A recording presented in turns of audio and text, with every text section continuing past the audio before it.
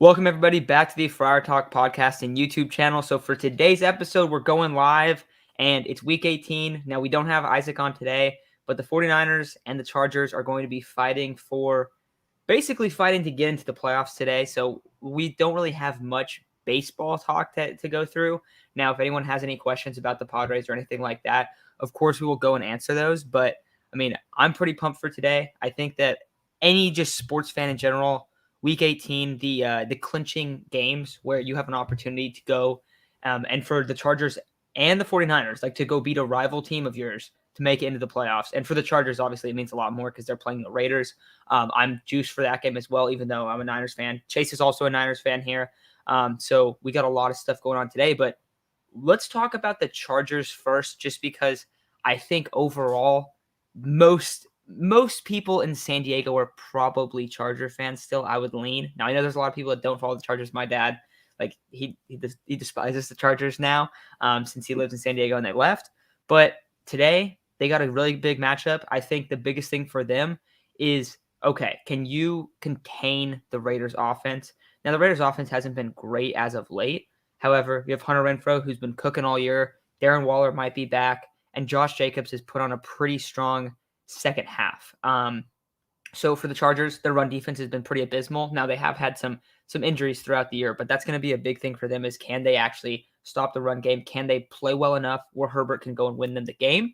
And that's why I think this is a really exciting, just whenever you have playoffs in football or Week 18, like get in or go home type scenarios, most of the time it's going to come down to your superstar players. I think for the thumbnail on this one, I put Herbert and Debo. Like, those are the guys I expect to go out there for each of these teams and really try to will their team to a victory. So super, super pumped. All of you Charger fans, I see Czar says he's Go Raiders from a San Diego native. I know there's a lot of people that are feeling that way, but how are you guys feeling about the game? Are you excited for Sunday night? Is there another game that you're really looking for? Or maybe, I don't know how many people in San Diego are Niners fans, but I think a lot of people kind of root for the California teams, especially now that San Diego doesn't have a team. But how are you guys feeling Week 18? What are you guys kind of looking for in this playoffs?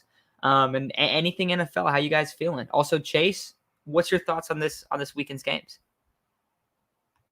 I think the Niners should win. They normally have done really well with keeping the Rams down. I don't know what it is about the Rams playing the 49ers, but they do. They usually suck, and the 49ers just kind of run all over them. I mean, last game, they literally took out like the entire first quarter on one drive, which I didn't think you could do, but Kyle found a way to do it.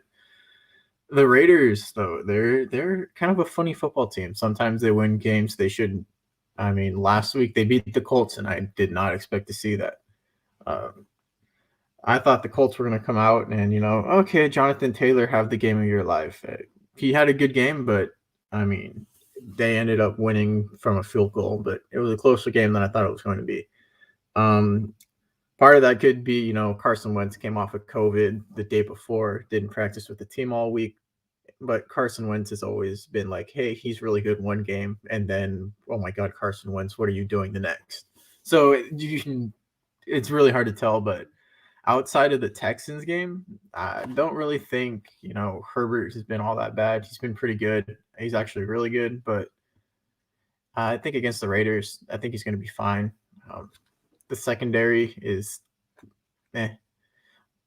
along with, Eckler is there, Mike Will's there, Keenan Allen's there. They have all their weapons. They should be able to do whatever they need to do to score, unless, in the Chargers fashions, they somehow blow it in the fourth quarter.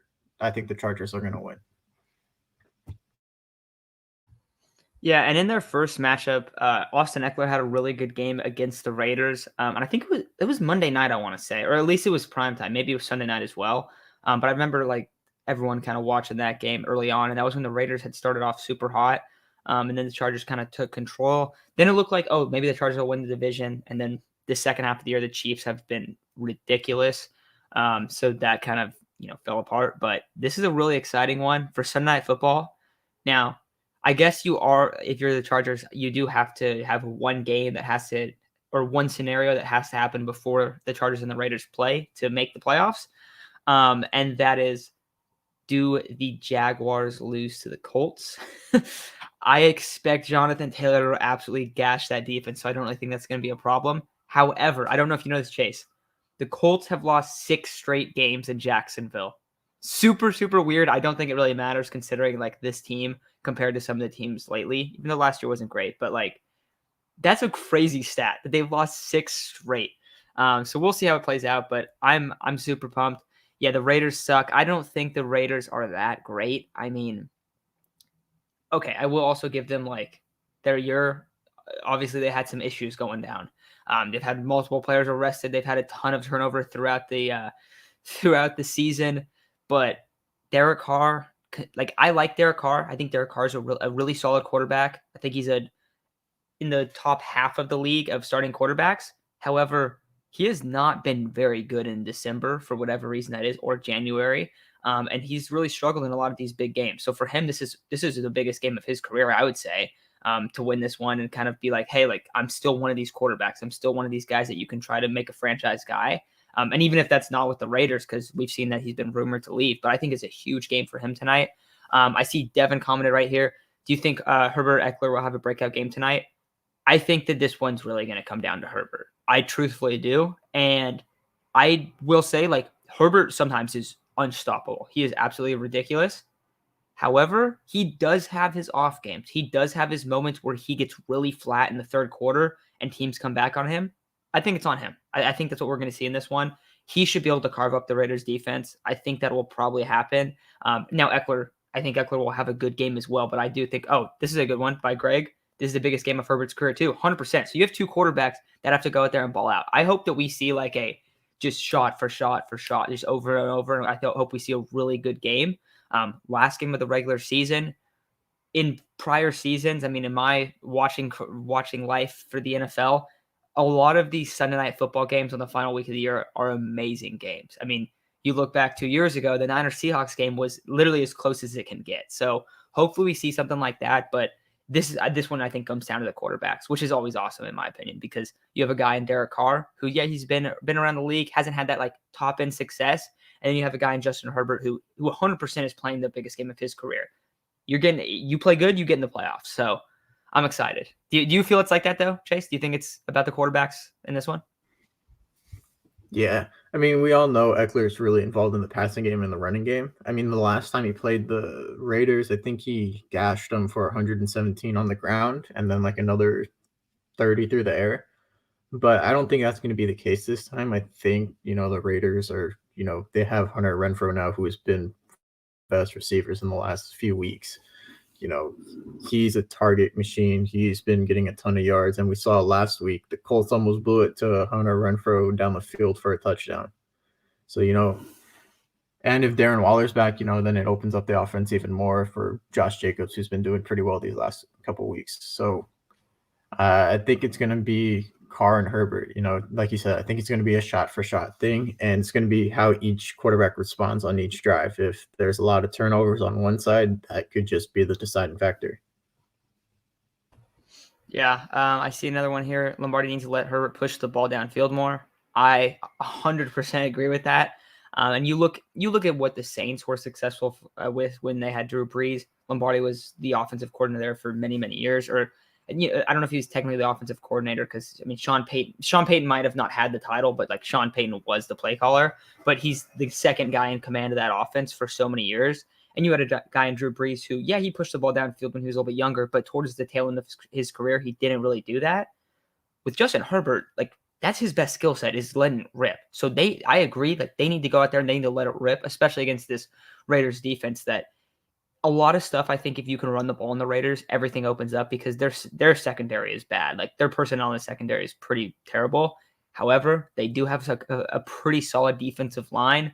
And I think Max Crosby has been a little bit overrated by the media, but I do think he's a good player. Yannick's a good player. Like they have a couple guys that are pretty solid. Solomon Thomas has actually had a pretty good year as well. But if you can get that play action, you can get the defense kind of playing a little bit behind, the linebackers a step behind, and you get some time for Herbert. He should excel. He should be awesome. But I don't know. I'm even pumped for the Chargers game. I'm actually only really watching like 3 games today. I know the morning games basically mean nothing, which sucks. But this Chargers game going to be awesome to end the regular season. And then for the Niners, obviously their scenario is a little odd because you have the Saints and the Falcons playing at one time, and then the Niners and the Rams playing another time. And either one of those scenarios can get either a Saints loss or a 49ers win can get the Niners in the playoffs. But it's going to be a little stressful, I think, around 4 o'clock. Chase, we'll be a little stressed. 4 o'clock Eastern or Pacific time. That's going to be a little scary. Yeah, just a little bit. Yeah, so what else we got here? I got Gil said it's going to be a close, high-scoring game. I think so. Greg says, I think Keenan Allen will have a big game, 100%. Rich says it's the sellout bowl because they both moved. I feel like there's a lot of fans that feel like that. But yeah, man, I'm pumped for this one. But let's get into this Niners game a little bit, the Niners scenarios. And then any questions you guys have, we'll just start popping those in. But for the Niners, this is going to be the best defensive personnel that they've had all year. Which is weird to think about because it's the last game of the regular season. You expect that to be when you're the least healthy. But the Niners just got Emmanuel Mosley back. They got Jimmy Ward, K'Wan Williams, who are their safeties in their nickel corner. They're off the COVID list. They're going to have the best secondary room. Their defensive line is as healthy as it's been. They have Mo Hurst back. They have their linebackers back. It sounds like I think Aziz is playing, and it sounds like Dre Greenlaw's back as well. So they are literally at full force this week. So I am super pumped for that. And I think for this Niners game, I think a lot of people are going to be focused on, how does Jimmy Garoppolo look? Because it's expected that he's going to make the start. How does Jimmy Garoppolo look? I think this one really is going to matter on, can the 49ers defense force Matthew Stafford into a pick six, into a couple turnovers, because he has been an absolute turnover machine over the last couple months. So if you can make him have some bad decisions, that's going to be a big deal. Also, another thing for the Niners, I brought up the defensive line. Arden Key, Nick Bosa, Eric Armstead, these guys, Jordan Willis, these guys have been playing really, really well lately. And the Rams' offensive line is probably their weakest unit out of their entire team. That's somewhere where you really need to capitalize. If you get the Rams in the third and long situations where they have to start pushing the ball downfield a little bit with the secondary that the Niners are rolling out this week, which is a lot better than weeks past, I think you're going to see Matthew Stafford get forced into some bad decisions. And then offensively, I mean, if you guys watch the Niners, you know it's pretty simple. Run the ball, don't turn it over, and you win football games. So that's what they have to do. I'm absolutely terrified that Jimmy Garoppolo's thumb is going to look like the game against the Dolphins last year. I don't know if you remember that one, Chase, but it was like he's just airmailing every single pass. That's what I'm concerned about offensively. Yes. If that doesn't happen, I think the Niners should take care of business. But how are you feeling coming into this one? I think can they contain Cooper Kupp?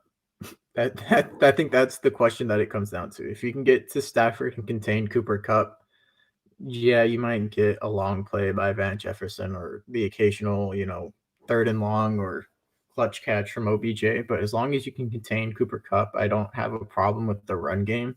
Sonny Michel's looked a lot better as of late, but Darrell Henderson I don't really think is a threat. So I think the linebackers and wait, him and Cam Akers is in and Henderson's out. They kind of swapped. Oh, okay. So, then even then, Akers is still coming off that Achilles injury. So, I honestly really think it just comes down to if we can contain Cooper Kupp, I think we win. And that's it. Just because Stafford has looked abysmal these last couple of weeks. I think he had 2 interceptions and a fumble last week. And I think the week before that, he had another 3 interceptions. Let's see. Yeah, he had 3 interceptions and a fumble the week before that. So, he's, been very inaccurate. He's been forcing throws. So if you can just keep most of the guys covered and contain Cooper Kupp, I think that's a recipe for Stafford turnovers. Yeah, I'm playing with you. Also, got a question here. If the Chargers were to lose, are there any scenarios where they can still get into the playoffs? I don't believe so. Because I think they basically what they have to have is they have to win and the Colts have to win and they're in. And that's kind of it. I don't think there's another way. Maybe they tie. Maybe if the Colts, I think this is what it is. If they tie and the Colts lose, then they both get in. So it's the crazy thing where Sunday Night Football, winner get in, and then the teams just come out and take a knee every time, and then they both make the playoffs. I think that it would be, that's the NFL's nightmare right there to have that happen, but I don't know if you guys have seen the tweets on that. I think it's hilarious. Obviously, that's not going to be the case, but you get eliminated with a loss. So, yeah, not expecting that, but what else we got today, guys? How are we feeling? How you feeling as a Chargers fan? I know there's like a couple Niner fans that listen to this show, but not many. But I don't know. I'm pumped. I think that this is like the best type of sports when it's win or go home. Like that is the best thing. It's playoff football. That's what it is right now. Even though it's not technically the playoffs, the 49ers, yes, they can make it if the Falcons beat the Saints, which I will say I actually think that's going to happen. I don't know what you think, Chase. I think the Saints offense is horrible. But I think the Falcons might be able to squeak that one away. But like the Niners' mindset is not going to be like, oh, let's bank on the Falcons winning. No, they're going in there. They're treating it as a playoff game. Both these games are going to be playoff atmosphere. Next week, I don't know if you guys have seen for the playoffs, they actually added a Monday Night Football game. That's going to be really cool. So the playoffs are going to be, I think it's 2 games on Saturday, 3 games on Sunday, 1 on Monday. I think that's how it works. That's awesome. Like we're going to get 3 days of football every week, or for the playoffs the first week, and then I think it'll start reducing, but I'm super excited for that as well. But this is probably like the best time in sports. Now, usually at this time we'd have baseball like, oh, spring training is starting to get ready, like, and now we don't, unfortunately, because of the lockout. But this is a really fun time in sports. I think outside of the October like week where you have the World Series, the NFL season, and the start of the NBA season, this is one of the best times in all of the calendar for sports. Let's see what we got here. I can't wait for the Chargers to play. I'm tired of watching Chiefs games here in Kansas. Oh God, that sounds brutal. But yeah, no, I get that. I'm tired of watching Chiefs games too. I'm still a little bit salty about the Super Bowl a couple years ago. Coaching staff shakeups for the Niners if they don't get far in the playoffs. No, like I think their coaching staff is set for at least a couple years. Now, you will see some 49er fans say like, oh, like you need to fire Kyle because they didn't start Trey Lance. I don't know how that makes any sense at all. Like people, I don't know. There's like this weird narrative on 49ers Twitter and then a lot of the 49ers fan base that like Kyle is like not, that didn't want Trey Lance or that he's like not bought into Trey Lance, but it doesn't make any sense. He has full control of the 53-man roster, and he's the one who would have definitely been the guy to take Trey Lance. So I have never understood that. But you'll see that kind of get like that like narrative get brought up like, oh yeah, like Kyle wants Jimmy. Kyle likes Jimmy more. It's really as simple as I think that they don't feel like Trey Lance is ready. And I don't know if you watched this, Chase, or anyone listening in here, but JT O'Sullivan, who actually coaches high school football in San Diego, he does a bunch of film breakdowns on the younger quarterbacks, and he talked about Trey Lance. Said like, hey, look, for Trey, like you're only going to get better with experience. And then a bunch of people took that as, oh, JT O'Sullivan said that Kyle should be starting Trey, but then O'Sullivan says, yeah, but I totally get why you wouldn't start him right now because you're trying to win games, and he makes these mistakes right here, X, Y, and Z. This is why he's not starting Trey.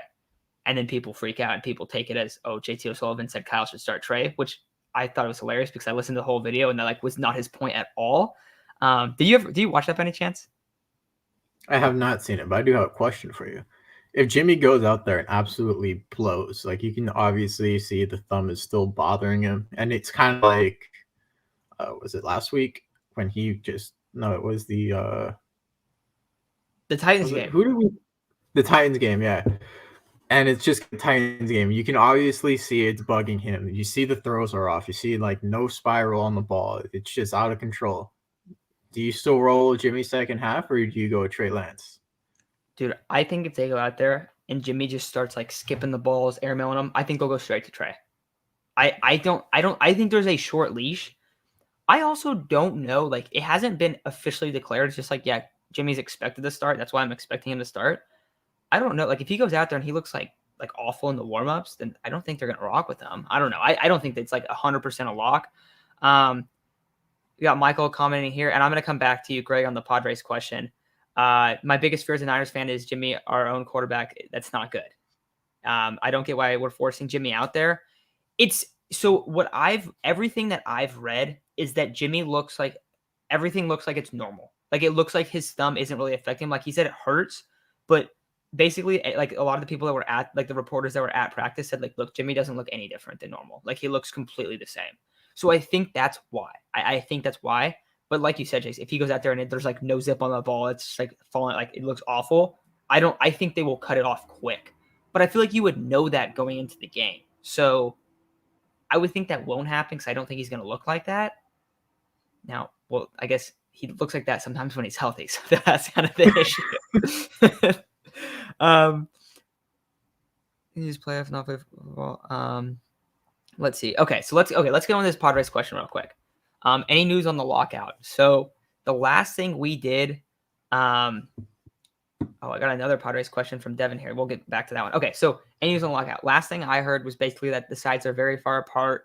And then was it Jeff Pazan that tweeted a plane, and then it just like immediately like takes off to the side, basically saying, yeah, this is going nowhere.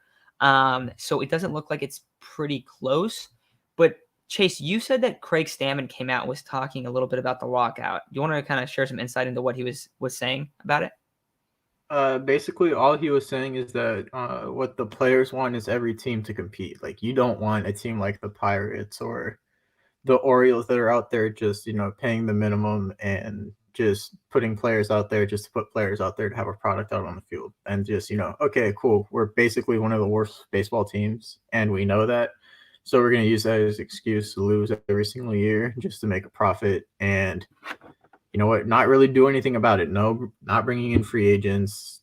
Just basically banking on the drafting process, which for baseball, that's a long process. It is a long process. You draft a guy, you're not expected to see anything out of him for probably about 3-4 years. That's about the average time it takes the minor leaguer to get to the major leagues. And if they bust, that's another 3 to 4 years at that position, or probably like 2 years. And you know what? It's Craig Stammen said they want every team to be competing. They don't want the same 5 teams trying to win each league. It gets boring that way, and I have to agree. Well, we've talked about it before too, and I like that Craig Stammen brought this up because that's an issue for like us, like any fans. Like the Pirates does not make baseball more fun. The Pirates owner, I don't know what his name is, but he's used the team as a cash flow. He doesn't use it as like trying to go out there and compete. To me, it doesn't really make much sense to be working in a professional sports or to be owning a team in a professional sports organization where you have no incentive to win. And I think they came out and I think they said that there are only 17 teams going into 2021 or 2022 that are actually trying to win. Like the other teams have no interest. They're basically in full tank mode. This used to happen in the NBA a lot. And I mean, teams still do tank, but it's usually like, oh, this team has no roster. They're trying to get the one pick, and then they employed the lottery. In baseball, we know that draft picks don't really matter that much. So what you see guys like the Pirates or teams like the Pirates. They don't like, it's not like, oh, they're trying to go get this star prospect. No, they're literally just do not care about winning. They fundamentally do not care about winning.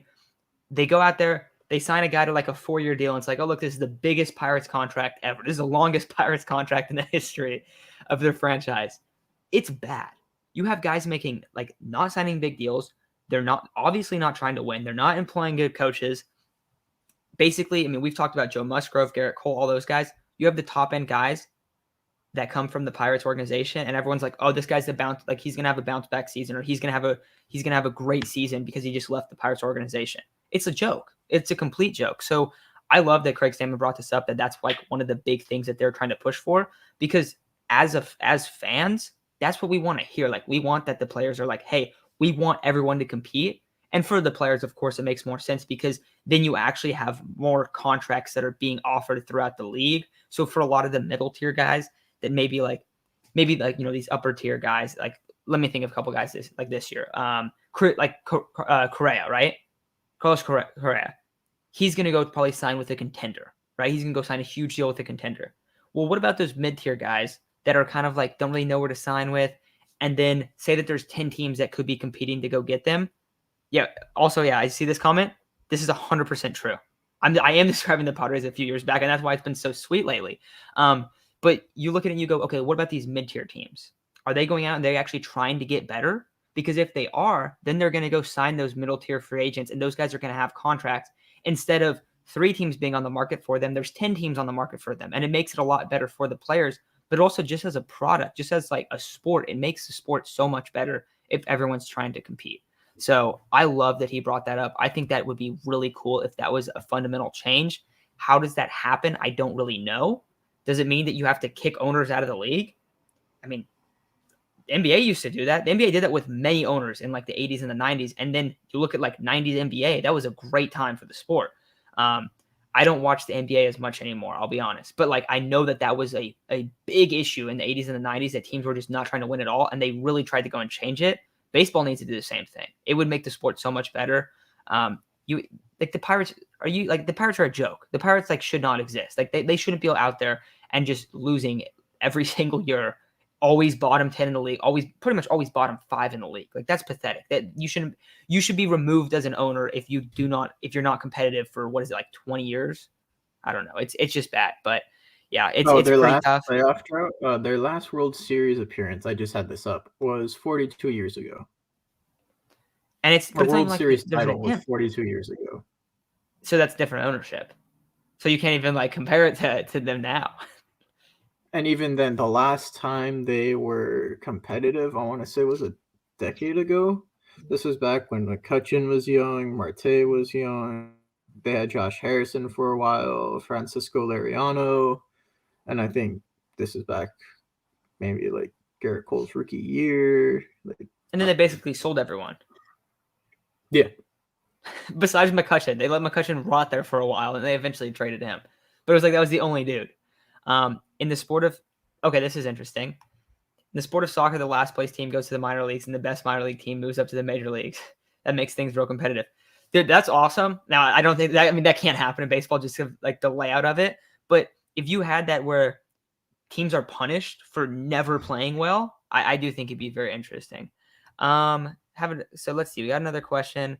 I don't know if you guys heard about this, but I'm hearing that the Padres are more inclined to start Lamet rather than reliever role. What do you guys think? I'd go as reliever than starter.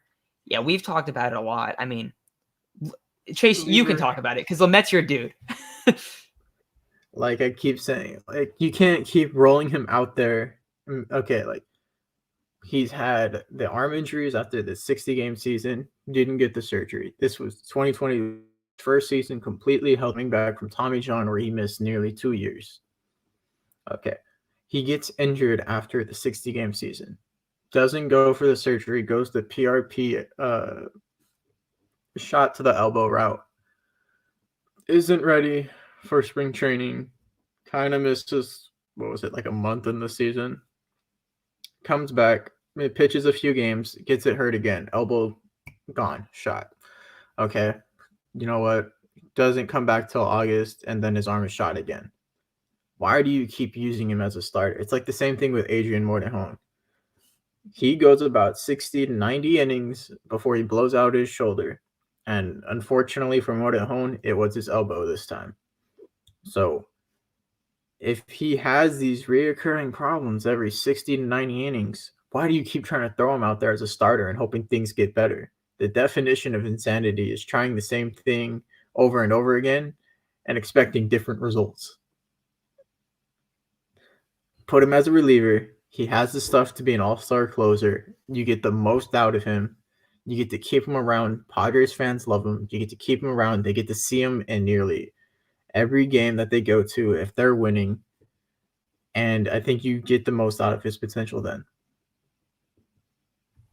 And yeah, I mean, maybe they feel like, we're not getting enough out of him if he's a reliever. I mean, you have a lockdown guy in the 9th inning that is super valuable. And you look at the Padres have a bunch of guys that are going to be fringe starters this year.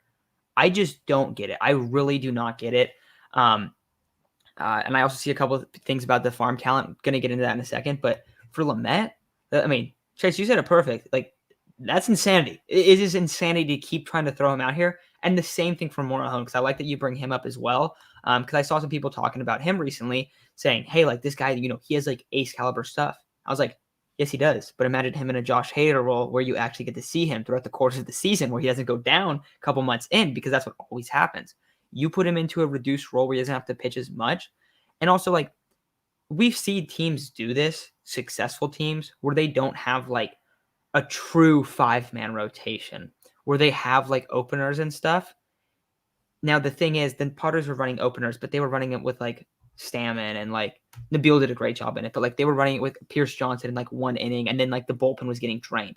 If you have like 2 guys taking on the role of, hey, this guy's going to pitch 2 to 3 innings, like every 5th day or like every 3 days or whatever it is, you can do that a lot better where you have like long relievers playing long reliever type roles, and you kind of use an opener.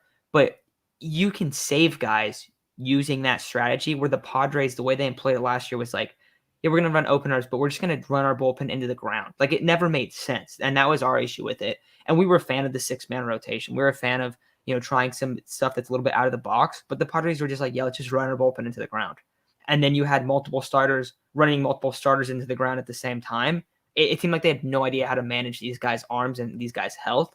Hopefully, if Ruben Niebla, you have a new coaching staff, Bob Melvin, that has had experience, and I think will be a better just overall for the organization. But you really hope that these guys don't get ran to the ground again. I think that putting Nelson Lamet out there as a starter is a horrible idea. I think it's the worst thing you can do for him. I mean, we advocated let him go get Tommy John again. Let him fix his elbow. Don't do the shot that doesn't work ever. Like it's worked like twice. It just doesn't work, right? Isn't that a thing? Like it never works. Yeah, Lamet, before he had Tommy John the first time, he got it, he tried to prolong it, try to rehab it, and then ended up tearing again. Another example, Jacob Nix went for the shot in, was it spring training? Then like a couple weeks after that, tore it further. Okay, had to go get the surgery. And then I think this last coming time was the only time that it worked for Lamet. And then anytime you really see it, it's just like they're prolonging the inevitable. It's kind of what it seems like. From every pitcher that I've seen get it, it's just kind of prolonging the inevitable. Yep, absolutely. All right, got another question here. Padres need to invest more in farm talent development and less in big name acquisitions and trades. Sounds like you've been listening to us for a while there. We've been hyping that up for a minute now. Yeah, and I think that was my favorite part about this offseason. That was more about building the organization. And obviously we didn't get to see the whole offseason, but that was their primary thing that they were trying to do. They come out and they go and we're going to get Bob Melvin. We're going to get Ruben Niebla from the Guardians organization, who is the best at developing pitchers. We're getting that guy. You hear the quotes about Ruben Niebla and how he helps these young arms, and it's amazing. It's amazing news. You have Mackenzie Gore. You have all these young pitchers that we've seen that the Padres have really, really struggled to develop aces with. It seems like they went and they are trying to address that issue. You look at the big, less in big name acquisitions and trades. I think the one that you can look at, you go, okay, they went and they got Machado. That one was kind of a no-brainer. However, you go and you get guys that you can build upside off. I see Quan Pham says, I really want Suzuki. A guy like Suzuki, a guy like Josh Bell, you guys have to know, I've loved Josh Bell. But Ryan, who's come on the show a bunch of times, he's going to talk about the upside that he believes Josh Bell has after a lot of defensive improvements last season, and where he just sees him. There are so many options that you can go and get, and you can put this guy in whatever outfield spot, and you can like fill these other areas. Then instead of going for the home run play where you have clear holes throughout your roster and throughout your lineup, I think that's what they have to do. I think that's a great point. If you, and I think I always use Jurickson Profar as an example. If you want your organization to be better, would you sign Jurickson Profar? And I like Jurickson Profar. I think he's an awesome dude. I love when he was screwing around in the dugout with the trash can and stuff. And he's just a good guy. Like he's a very, very fun locker room player. I was happy that he came back. But if you're looking from a winning standpoint, do you want to sign Jurickson Profar to a 3-year, $27 million deal? Or do you want to put $25 million? I mean, you wouldn't even have to put that much. Let's say $10 million into your coaching staff in the minors and really develop all these guys and have consistent talent going up into the league. I would much rather you do that because they don't have many coaches. That has been our biggest kind of complaint about the Padres, and we'll see how it changes. But every year, they have one hitting coach in the MLB, and then he gets fired at the end of the year. Every single year, it feels like that's happened for like 5 straight years. So I am all for this. I also see, who was it? Someone said, Quan Pham said, I agree, Devin, but now the Padres are a win now window. I think being in a win now window doesn't really change this because those younger guys, those Robert Hassels, those CJ Abrams, those Mackenzie Gore, those guys can come and help your win now team if you get that development coaching and if you get multiple hitting coaches. I mean, what are we doing here? We have one hitting coach? But I don't know. Chase, you want to say a couple things on this? Yeah, absolutely.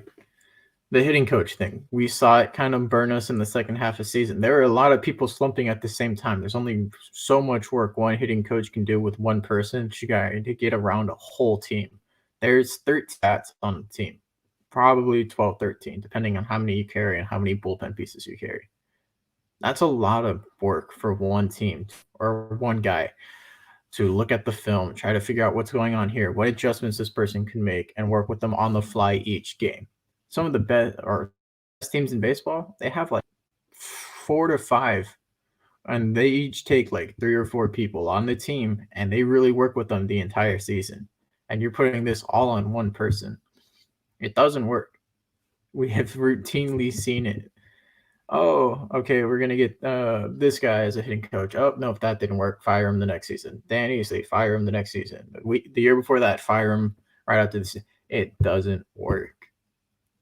We need more than one hitting coach. We need more than one pitching coach. We need to adopt the ways that winning teams do, and you see multiple hitting coaches and multiple pitching coaches. That is going to help us take the next step into contention. You get those people that are going to get into slumps, they're going to have someone to go to right away, and they can work into not prolonging that slump as it compared to last year. It was like, okay, this guy's going into a slump for about a month before he makes decent contact with the ball because he's working with one guy that also has 4 other guys in a slump, maybe 5. Yeah, I'm fully with you. I do think. How do you feel right now with the Padres though, Chase? Like I feel like they are trying to make an effort to really build up their coaching staff and improve their overall development. It does seem like that was the biggest priority this offseason. And that's why I think I gave them like an A or like an A minus or B plus or something. Like I gave them a really high grade early on because I was like, this is exactly what I was like hoping that they would do, is like make a true effort to improve the actual organization. Do you feel like they did a good job? Yeah, absolutely. Yeah. Other than, I don't think we have a hitting coach yet. So No, we brought a guy over from the A's. I forget his Oh, name. that's right. I'm blanking on it. I forgot If about anyone that. in Yeah. the comments wants to put it, we haven't seen them. That's the problem. We haven't seen these guys. It's like, oh, we read one headline. It's been like at least a month since, we've gotten any news. Yes, So exactly. But yeah, so I think that's a big so thing. I mean, add 1 or 2 more. I think you take an already good offseason and you make it great. You add another assistant to Ruben Niebla. That's another wonderful thing you can do. And then I think you tighten up the coaching staff that much more. I don't. Oh, there's something that we should discuss here. There was some news that MLB Rumors on Twitter announced today, and it was that the Cubs were very interested in eating Eric Hosmer's salary because they are very, very desperate to get Campusano. So I want to ask you guys all of this. Would you trade Campusano if it meant getting rid of Eric Hosmer and his entire contract? His entire contract? I think it was a very large portion of it. Let me go read the tweet again. For his entire contract, yes, I'm trading Campusano. And I like Campusano. But Chase, we've talked about Nola. Like if Nola's healthy, Nola's a top 5 catcher. That's how bad the catching position is. It's and taking on Eric Hosmer's contract. That's okay. If he's yeah, I think you do that. It's not like your farm system's like completely depleted. You also have Brandon Valenzuela, who's pretty solid, and they have a lot of faith in it. Seems like I know he's not protected right now, but he can become protected and moving. Luis Campusano and Eric Hosmer would definitely open up the catchers like that. Oh yeah, the Padres have a bunch of catching prospects. It seems like the guy that is the odd man out in terms of the prospects is Campusano. That's what I'm guessing, at least. Like just based on just their moves, and then of course, but the Campusano rumors haven't been like, oh, this just happened. Like he's been rumored to be like the most likely guy to be moved in an Eric Hosmer deal since last offseason. So it makes a lot of sense. There was another YouTube show that put a video out like a month ago, and they were like, and then it said like, the Cubs are the ones that have shown the most interest in adding Eric Hosmer and taking on his contract. And then that like got big yesterday because of it. But I don't know. I think Campusano value is not that high though. I don't know. Like Because the difference with catcher is that catchers like that position that if you can get an elite guy, if anyone can go land a JT Realmuto, like, oh, you have by far the best catcher. You have, it's not even a conversation. There just aren't many great catchers. So I think that's what kind of pumps his value up even a little bit higher than it should be. That would be crazy, dude. If they moved him, that would be a big deal. I wonder what the next corresponding move would be. I don't think you could trade for Matt Olson if you move him, though, to the Cubs, unless it's a 3-team trade, because that would be like, what are you going to trade? You're going to trade Hassel and Campusano in the same offseason? That's a lot. That's a lot of prospect capital you're losing. So I really wonder what would happen. Alfaro cannot be the backup for Nola. Nola gets hurt too often. Alfaro actually wasn't that bad rated to all the catchers. He had a better year than Caratini last year. I don't know. What do you think? Do you think the catcher position would be all right? Health is obviously I the think big Nola's issue. going to be fine. I think Nola's going to be fine because last year was just a lot of like unlucky injuries. Like he got hit in the hand in spring training, broke his finger. His first game back in the MLB, he gets hit in the same hand, or he gets hit in the elbow, goes on the IL. He sprains his knee just because catching and taking balls off the knee. There was just like a lot of unlucky accidents. I think he's going to be fine. Yeah, it's not like he had like he went and tore his knee or tore his elbow, and it's like, he's like not the same guy. It's like a lot smaller stuff. He had like knee swelling. I don't think he had like a tear. It's just little things. All right, couple questions. Let's see. We got a few minutes till football starts.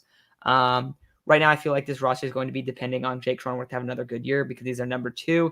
Needs to get on base for Manny and Fernando. 100%. Like, he's got to be a beast. A couple things that kind of go into play is, how does this lineup look? If Fernando hits leadoff, then Grisham's probably hitting 9 and you have a DH implemented. If there's no DH, I think Fernando will hit 2, and then either Cronenworth or maybe they go add a guy to hit leadoff. That's going to probably be our leadoff hitter. So I think there's a lot kind of up in the air with that of like who's going to be the like table setter at the top of the lineup. But it could easily be Cronenworth. Grisham, I don't think he gets enough hits. I don't know. I know he walks a lot. He walks though. That's the thing. Okay. He's too inconsistent for me right now. That's my issue. And I know it's hard to like value that. I just think it's like, okay, he has not been consistent enough to have him lead off for you. If he goes 0 for 5 for 5 straight games, it's pretty tough to win when your leadoff hitter's only 0 for 5. Absolutely. But then at that point, I don't think we're depending on Cronenworth to have a good year. I think we're depending on Grisham because Grisham was our number 1. He was our leadoff in 2020. In 2021, he was the leadoff. We saw, his power surge, and then he started slumping. And then they started switching him and Tommy Pham around like, okay, we need someone to get on base, and both of you two are not doing your job of getting on base. And then, he started hitting again, and then Tommy Pham started hitting, and we're like, okay, they're fine where they are. But we don't have Tommy Pham anymore. So we need some guy that has really good eyesight, has really good plate discipline, and can walk a lot.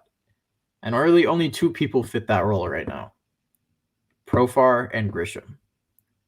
Profar is a super utility guy that doesn't necessarily have a position lockdown as of right now. Grisham is in center field.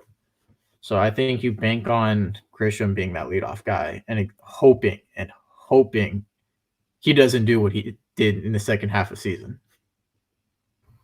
And then one other thing, I forgot who said it. So you're talking about Grisham, talking about him having a bounce back here.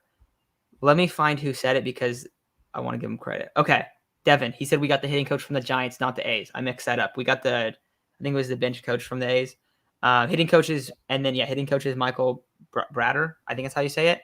So looking at that, you look at the Giants season last year, and you look at all the guys that had career years, all the guys that were better than their previous season. If you get that out of Trent Grisham, you have a Gold Glove caliber center fielder that gets on base at a super high rate and hits 25 bombs. That's an elite. That's an elite player. Like, no matter how much he strikes out, like, that is an elite player in terms of value for that. That would be huge. That could potentially be like the biggest difference for the Padres this year. Because also, look at when the Padres were playing well. Look at when they weren't. Look at when Grisham was playing well. Look at when he wasn't. Because he was like that 4th guy that like that fourth guy in the lineup in 2020. And early on in 2019, he had some hot moments where he was like carrying the offense. I know he had the game against the Reds. That was a big one. That was mostly just like one home run. But he had the moments where he was playing really well, and the Padres were playing really well when he was doing that, when he was like one of those other pieces to Fernando and Manny. So I think that's going to be huge. I see a lot of people talking about CJ Abrams. I saw someone ask what happens to Cronenworth when Abrams comes up. We've talked about it a little bit before. We want to see Abrams in right field. I think his physical profile is amazing for a right fielder. He will be throwing one hoppers to home plate, off the wall, off the Petco porch. He can track the ball super well. He has the potential to be able to track the ball super well. I won't say that because we haven't seen him do it yet. But if that's something that they want to add to his like arsenal and make him, I saw some people saying rookie of the year, make him super utility.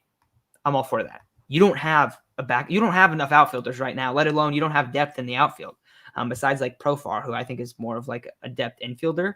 But I don't know. I'd be pumped if they brought him up and let him do that. I don't know if he has enough experience yet. I think he's good enough, but we'll see. We'll definitely see what happens. Player development, I think that's going to be the biggest thing this year. I think that's what's going to change. Is this team good? Is this team legit? What happens to some of these guys that weren't that great last year or are young and are up and coming? Or like Grisham, can he have a bounce back year? Because that'd be huge. Yeah, absolutely. I think you said it best right there. All right. I think we're going to take off. One thing. This your dream outfield 2023? If Suzuki's good? Yeah, and then you put Myers at first. I think, and then you put Myers at first, trade Hosmer, and you know what? I think that's great. Yeah. So this will be pretty fun. But I think we're going to take off. Thank you all for listening. Now we forgot to do second base for our top 10. And we were like, oh, we're going to have this all done. Catcher's coming out on Monday. We'll put second base out on Tuesday. And then we'll have the rest of our like trade eval videos. So we're going to go through, we're going to do the trade evals. Those are pretty fun. After we do that, we're going to have Ryan come back on as a guest. He's going to give an updated like off-season plan, I guess, like so what he thinks the Padres should do at where they are right now. So I'm really excited. I'm really excited to hear it. We're going to start having a couple guests on later in this month and start getting back to more Padres-oriented content rather than the top 10s. But we do have 2 more of those videos.